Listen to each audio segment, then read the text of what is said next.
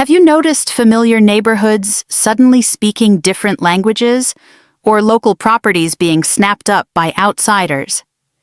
In the Philippines, an unprecedented wave of foreign private ownership is quietly reshaping entire cities. In one Metro Manila district, a property report found that 70% of condo tenants were mainland Chinese, with local Filipino residents making up barely a quarter. This isn't just a quirky statistic, it's a dramatic shift with real consequences. Why does this matter so deeply? Because it's pricing Filipino families out of their own hometowns, stirring fears over community control, and even raising national security questions. Imagine your city's prime real estate, its beaches, business districts, even suburban streets, effectively controlled by investors from abroad. This isn't a far-fetched scenario, but a growing reality affecting livelihoods and heritage. We're about to uncover 10 Philippine cities where foreign ownership in real estate surged over the past decade, backed by verified facts from government officials and credible media. Stick around, because by the end of this documentary-style report, you'll see exactly how these trends impact you and what's being done about it. We'll hear directly from lawmakers, local leaders, and analysts, with sources named, as we delve into each city's story. By the final scene, you'll understand the full picture, and why ordinary Filipinos are feeling both hope and alarm as locals lose control of their own land. Now, let's explore each of these 10 locales, and the eye-opening developments happening there. Number 1. Boracay, Aklan. Boracay's powder white sands have long attracted global tourists, but today it's also attracting intense foreign investment and controversy. In 2021, activist Kim Sin Tunya of Bayan Aklan warned that the majority of the land in Boracay are now owned by foreign investors. He claimed the island's 2018 closure, ostensibly for environmental rehab, was a prelude to inviting in multinational casino resorts. Indeed, the Philippine gaming agency, PAGCOR, confirmed that Macau-based Galaxy Entertainment and others plan to build casinos on Boracay, reversing a prior casino ban. Local entrepreneurs and officials were stunned. Nanette Graf, a Boracay resort owner, said it was shocking to hear President Duterte suddenly allow casinos after earlier pledges to reject gambling.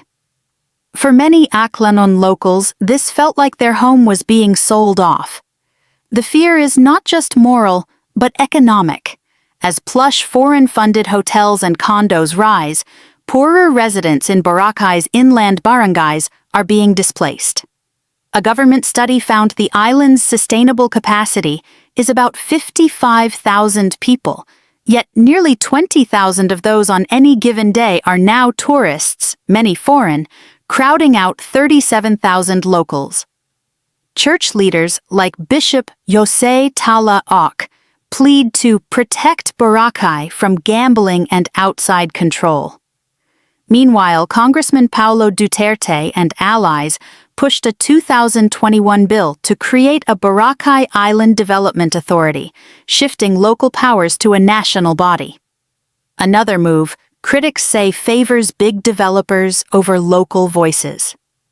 The tug-of-war in Boracay highlights a national dilemma: desperately needed investment and tourism dollars versus the right of Filipinos to shape the future of their own paradise. Number 2. Pasay City. Pasay City's skyline along Manila Bay has transformed into a glittering bay area of condos and casinos, but much of this boom is fueled by foreign money. According to Lichiu Property Consultants, a surge of mainland Chinese buyers since 2016 drove residential prices and rents sky-high in Pasay's bayfront developments. By 2019, Lichiu noted, Chinese nationals dominated condo sales, especially near the Entertainment City complex and Mall of Asia. In fact, roughly 70% of tenants in Pasay's upscale Bay Area condos were mainland Chinese, versus just 25% Filipino. This influx coincided with the rise of POGOs, Philippine offshore gaming operators, employing thousands of Chinese workers in Pasay. The result? Local renters and home buyers found themselves priced out as demand outpaced supply. From 2015 to 2019, condominium prices in the Manila Bay Area jumped 80%, an extraordinary spike largely attributed to foreign investment and POGO-linked housing needs. Government officials grew concerned. Surigao Representative Robert Ace Barbers, in an October 2024 hearing, revealed that some Chinese nationals even used fake Filipino identities to buy land illegally in Metro Manila. Such revelations spurred a House bill to seize unlawfully acquired foreign properties. In Pasay, one can visibly see the changing control. From the towering Solaire and City of Dreams casinos, backed by foreign partners, to entire condo blocks catering to overseas clientele. City officials tout the jobs and taxes these projects bring, yet everyday residents ask, who ultimately benefits? It's a balancing act between welcoming investors and ensuring Pasay's own people aren't left behind in their city's rapid foreign-driven rise. Number 3. Parañaque City. Parañaque, Pasay's southern neighbor, shares the Manila Bay redevelopment and the concerns.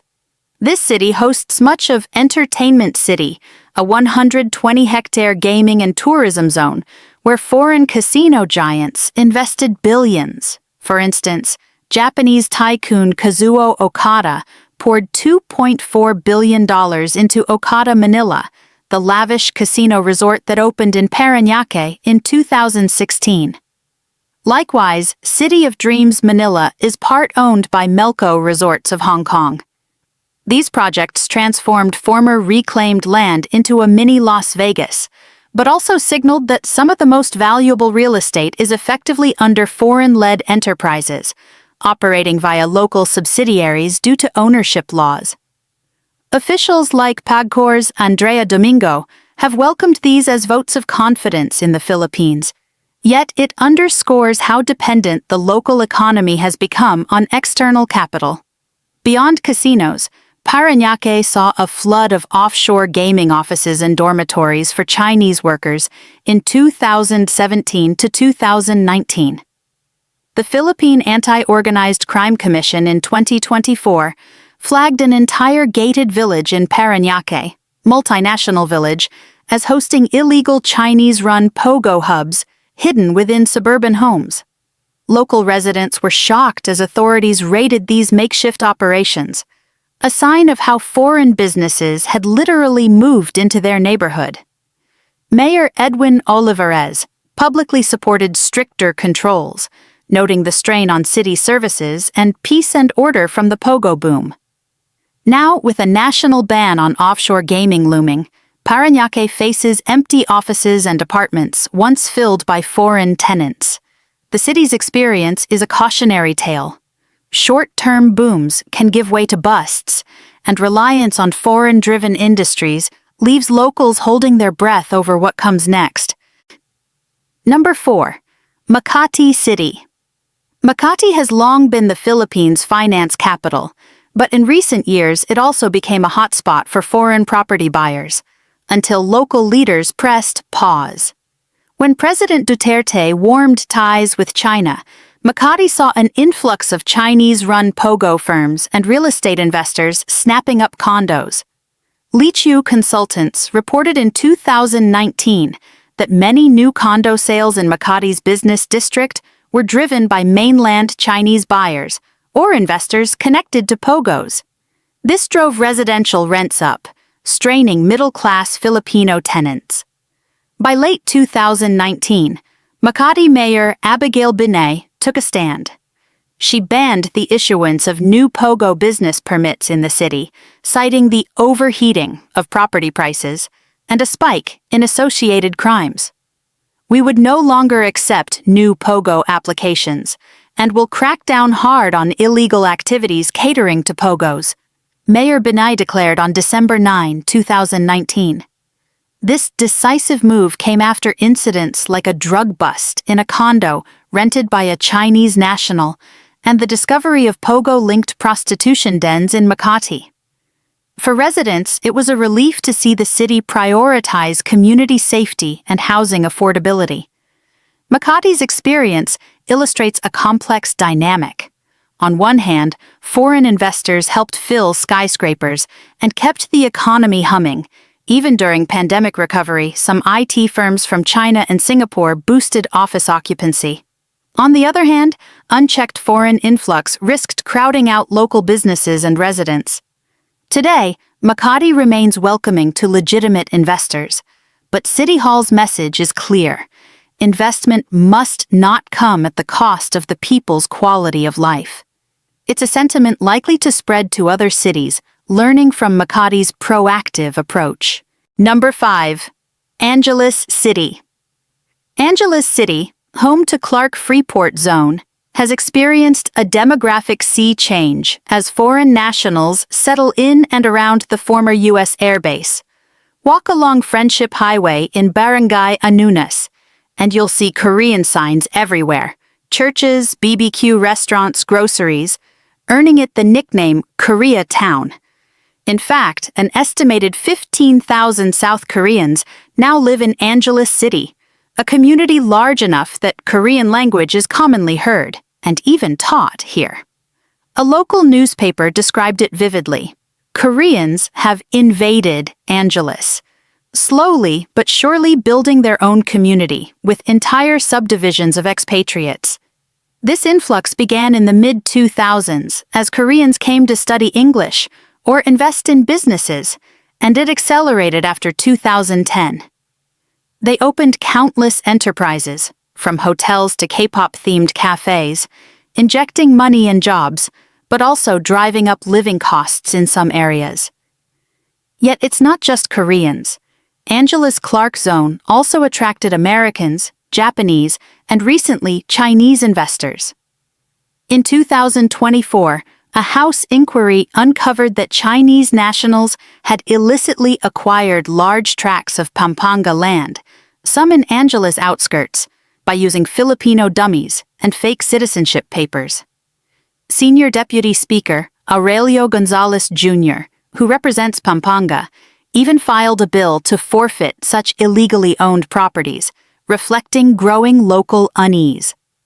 Longtime Kapampangan residents are proud of their city's international flair, but they worry. Will unchecked foreign control undermine local governance and culture?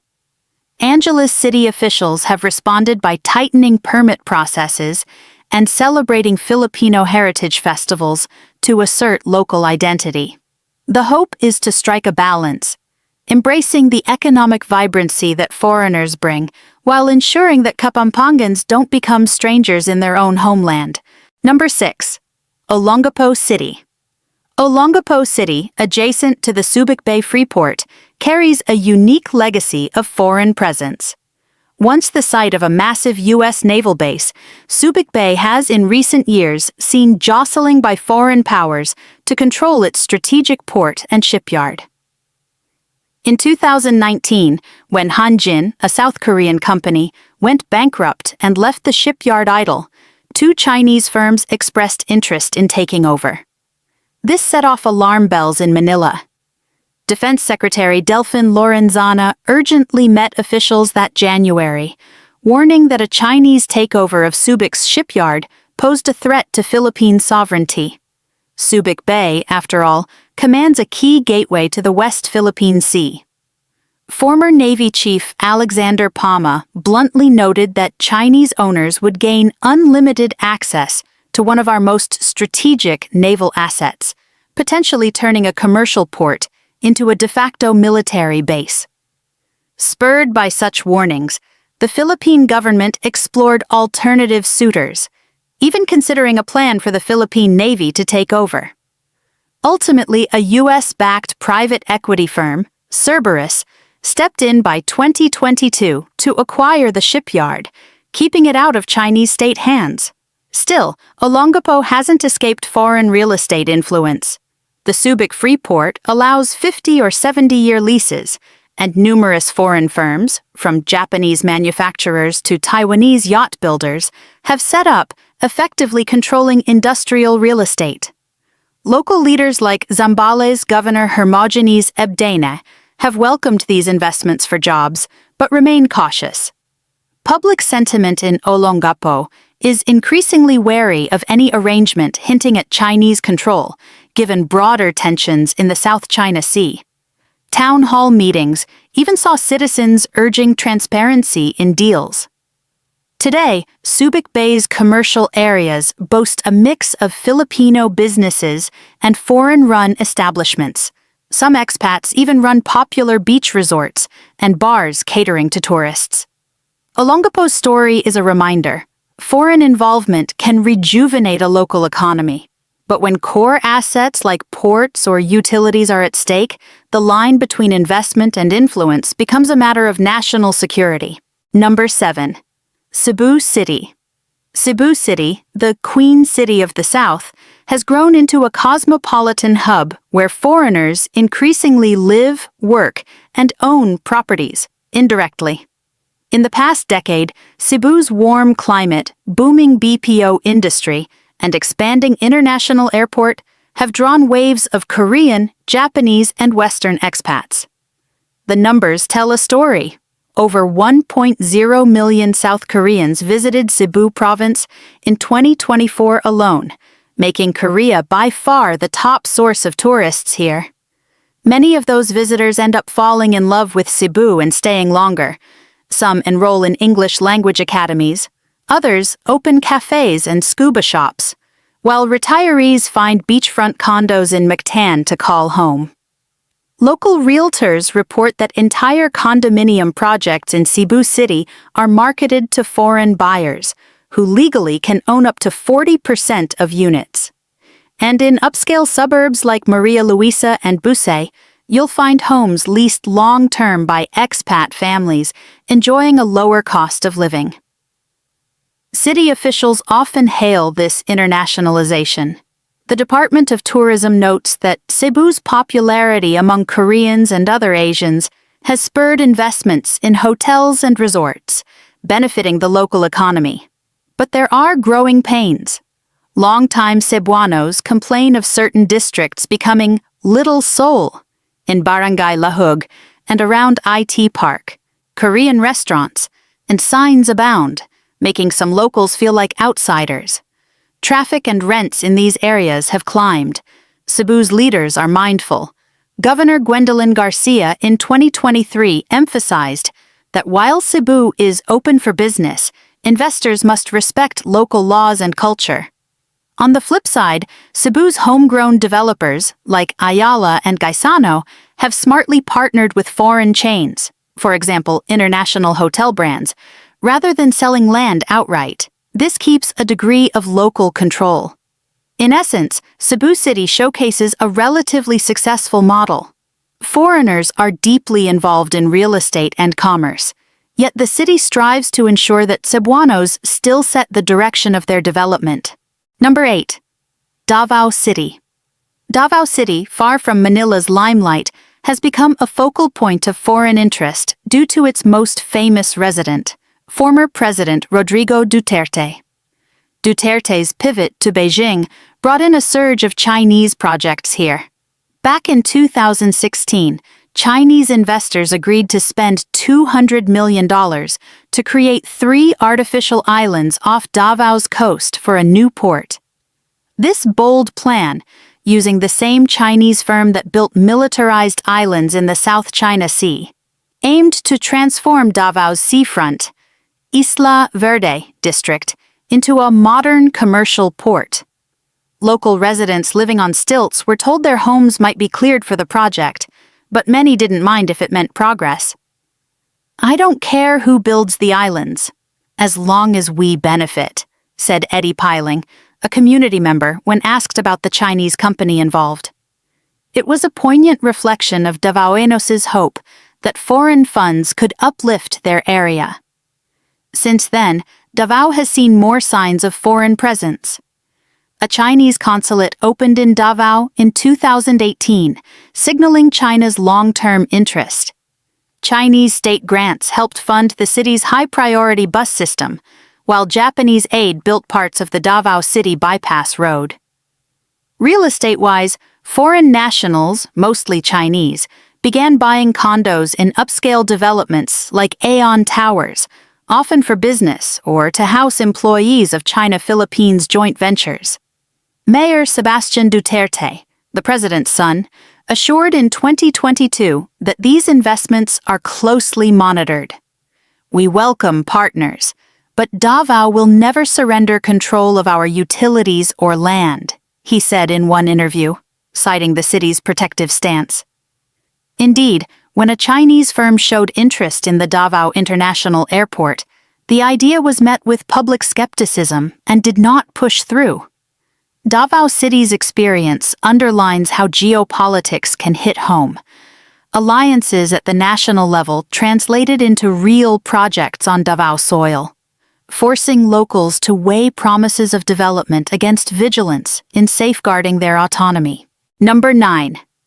El Nido, Palawan.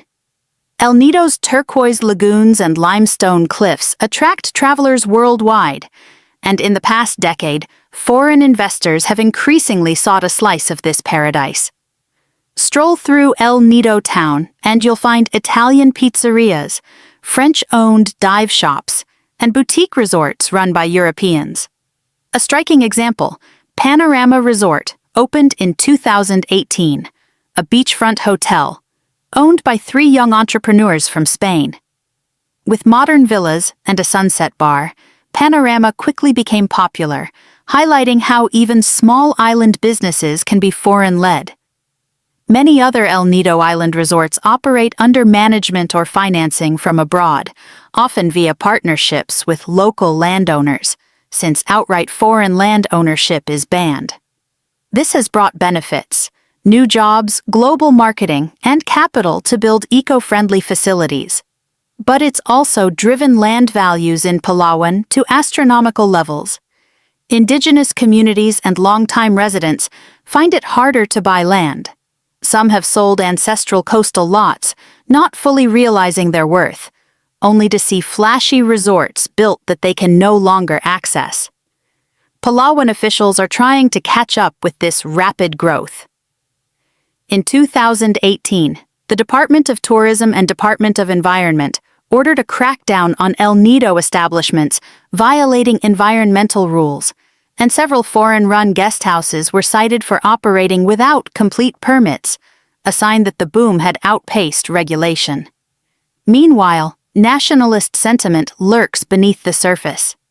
In 2021, absurd claims by some Chinese netizens that Palawan is part of China went viral, prompting swift rebuttals from Philippine officials as ridiculous fabrications. While unrelated to property, it fed local wariness toward any notion of foreigners owning pieces of Palawan. Despite these tensions, many Palawinos appreciate the cosmopolitan turn. Some youth even find employment with these foreign ventures, learning new languages and skills. The key moving forward, as the Palawan government emphasizes, is ensuring sustainable, inclusive growth. No one wants El Nido's natural beauty or community fabric sacrificed on the altar of profit. Stricter zoning and genuine community consultation are steps being ramped up so that the Philippines' last frontier remains first and foremost under Filipino stewardship. Number 10. Kawit, Cavite. In Kawit, Cavite, a town steeped in Philippine history, lies a small island that exemplifies how foreign interests can quietly take control. Island Cove, once a family-owned resort and wildlife park, was shuttered in 2018, only to re-emerge in 2021 as a fortified compound for online gambling operators serving China. This 13-hectare property effectively turned into a pogo island, primarily owned and controlled by Chinese nationals, according to local records. The Remola family, influential Cavite politicians, had owned the resort for decades, but after selling it to new investors, the island filled with Mandarin-speaking workers, high-security dormitories, and round-the-clock IT operations. It was as if a piece of Cavite had been transplanted out of local hands and into a Chinese enclave. By 2023, President Marcos Jr. ordered a crackdown on pogos, and Island Cove was one of the first targets. In February 2024, justice officials and police raided and shut down the Cavite Pogo Hub, deporting hundreds of illegal foreign workers. The island's abrupt transformation, and equally abrupt closure, left hundreds of Filipino staff jobless overnight, even as locals cheered the end of an operation they viewed as opaque and lawless. This saga has prompted soul-searching in Cavite. Senator Ramon Revilla Jr., whose province includes Kawit, urged stricter oversight so that never again will we allow clandestine foreign industries to flourish at the expense of our communities. The Philippine Amusement and Gaming Corp, ATSPAG-COR, vowed that any future use of the Island Cove site must benefit local tourism and comply fully with law, a tacit admission that previous LAC's regulation enabled the foreign takeover. Kawit's experience is a cautionary footnote. Even places famous as the cradle of Philippine independence, the town is where the 1898 Declaration of Independence was signed, are not immune to being dominated by external actors under new guises. It underscores the importance of vigilance. From mayors down to barangay captains, local authorities are now on alert for unusual land deals or business applications that might mask a foreign island in the making. The goal: to welcome investment and friends from abroad, but on terms that keep Filipinos in charge of their own land. From Boracay's beaches to Cavite's covert island hub, these 10 stories stitch together a revealing portrait of the Philippines at a crossroads.